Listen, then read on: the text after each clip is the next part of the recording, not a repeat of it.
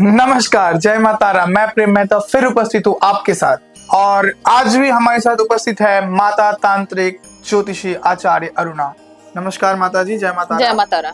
तो आज मैं माता जी को फिर आपके सामने लेके आया हूँ कुछ प्रश्न करने के लिए, कुछ जिज्ञासा जो आपने कमेंट्स में दिखाई है और मैं उसी प्रश्न का उत्तर आप तक लेके जाऊंगा माता जी के थ्रू। तो आज भी मैं उपस्थित हूँ उसी टॉपिक को लेकर के, जो कि है वशीकरण, जो कि लोगों में बहुत ज्यादा प्रभावित है। दीदी, आज जो वशीकरण इस तरह लोगों में घुल चुका है, इस तरह लोगों में विच्छेदन हो रहे हैं कि गर्लफ्रेंड बॉयफ्रेंड में विच्छेदन, पति पत्नी में, पत्नी आने के बाद बेटे माँ में, घर वालों से विच्छेदन। तो इसका कारण क्या है और ये क्यों हो रहा है?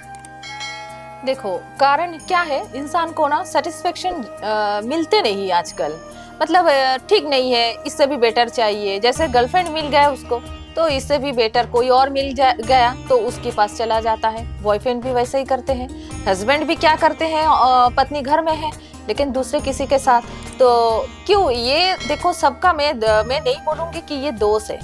सबको समझना चाहिए, सबका प्रॉब्लम सबको समझना चाहिए और सेक्रीफाइस सबको करना है, सबको समझना है, सोच समझ के बात करना है। लेकिन यही बातों बातों में हो गया बस, और कोई आ गए है दोस्त तो उसका हाथ पकड़ लिया, ऐसा होते रहते हैं। तो जो भी हो, देखो बीच में कोई आ जाते हैं तो ये ज्यादा से ज्यादा क्या होता है, जैसे मैं स्पेशली बोल रही हूँ हस्बैंड वाइफ और गर्लफ्रेंड बॉयफ्रेंड के बारे में, बीच में कोई आ जाता है तभी। दीदी, मैं आपसे 2 मिनट समय लेना चाहूंगा कि ये तो मैं जान लूंगा आपसे, मगर मुझे आपसे और भी कुछ क्यूरियोसिटी प्रश्न पूछने हैं, जो कि आपका पर्सनल प्रश्न हो सकता है, मगर मैं मीडिया के सामने इसीलिए पूछना चाहता हूँ क्योंकि आप बीच में कुछ दिनों तक गायब थी, या 2 या 3 महीने, ऐसा कुछ 2 महीने। तो लोगों ने मुझसे प्रश्न किया कमेंट्स के नीचे कि बहुत दिनों से वीडियो नहीं आ रहे हैं या ऐसा कुछ।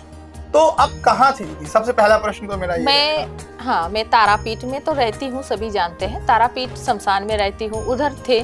फिर मैं कामाख्या में भी गए थे, मायांग में थी कुछ दिन कामाख्या के, और भी सारे मैं गई थी। तो मैं कुछ साधना करने के लिए गई थी, मेरा कुछ पर्सनली कुछ काम भी था, तो ये सारे लेकर मैं बिजी थी। तो आप साधना करके आई हैं तो कुछ नया नत्व जो है आप हमारे सामने लेके आइएगा, मैं ये आशा करता हूँ। क्योंकि मैंने सुना है कि कोई भी तांत्रिक या अघोरी अगर साधना में एक बार उतरते तो जब तक उनको वो चीज नहीं मिलता तब तक वो उस पे काम करते रहते हैं। तो दीदी, मैं आपसे जान लूंगा कि ये जो आपका जो साधना है, इसमें आपने जो अर्ज किया है वो हमारे सामने लेके आए। देखो मैं क्यों किया, मैं तो एक तो सबके लिए ही मैंने किया, क्योंकि वशीकरण का काम मुझे बहुत सारे मिलते हैं, तो मुझे और भी एकदम स्ट्रॉन्ग वशीकरण करना है, एकदम अच्छा करना। मैं करती हूँ जितना हो सके मुझसे, मैं करती हूँ, फिर भी मुझे और चाहिए और अच्छा चाहिए, इसके लिए मैं कुछ दिन गायब थी। तो आपके बेटर रिजल्ट्स के लिए जो है दीदी साधना कर रही थी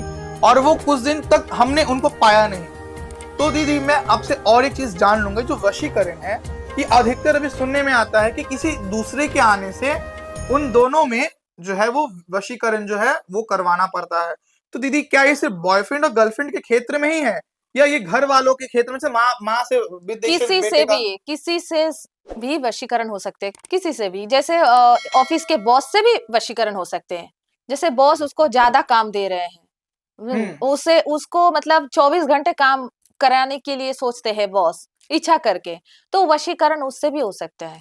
बिल्कुल। तो ये जो वशीकरण है ये सिर्फ प्रेमी और प्रेमियों के लिए नहीं, लेकिन हाँ, बाकियों के लिए भी तरीका है। अलग होता है। जैसे प्रेमिक प्रेमिका का अलग तरीका, बॉस और जो कर्मचारी है उसका अलग होता है, माँ बेटा का, भाई बहन का, बहुत सारे सब प्रोसेसिंग अलग अलग तो होता है। हमने जान लिया कि वशीकरण क्या क्या है और किस किस में प्रोसेसिंग हो सकता है।